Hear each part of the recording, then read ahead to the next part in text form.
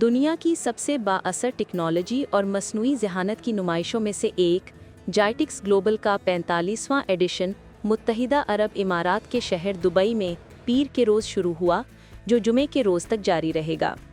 तकरीब के दौरान दुबई के आला हुक्काम ने चीन के साथ मज़ीद करीबी ताउन की तवक्को का इजहार किया है। चीन दुबई के सबसे बड़े तिजारती शराकतदारों में से एक है। हम देख रहे हैं कि ये शराकतदारी, तिजारत और ताउन मुसलसल फ़रोग़ पा रहा है। हम ख़ास तौर पर यह भी देख रहे हैं कि चीनी कंपनियां मुख्तलिफ मंडियों में तनव्वुर लाने के लिए दुबई को न सिर्फ अपनी टेक्नोलॉजी और खिदमात के तजुर्बाती मरकज़ के तौर पर इस्तेमाल कर रही हैं, बल्कि इसे पूरे अफ्रीका, मशरक़ वस्ता, वस्ती एशिया और यहाँ तक कि बरे सग़ीर तक रसाई के एक दरवाजे के तौर पर भी देख रही हैं।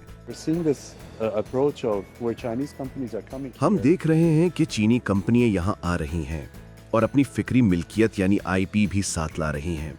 वो यहाँ अपने कारोबार कायम कर रही हैं और दुबई के आलमी तिजारती रवाबित और मार्केट तक रसाई की सलाहियत से भरपूर फ़ायदा उठा रही हैं। साथ ही हम ये भी देखना चाहते हैं कि मुत्तहिदा अरब अमारात से मकामी आईपी को लेकर किस तरह उसे चीन जैसी बड़ी मंडी में फैलाया जा सकता है।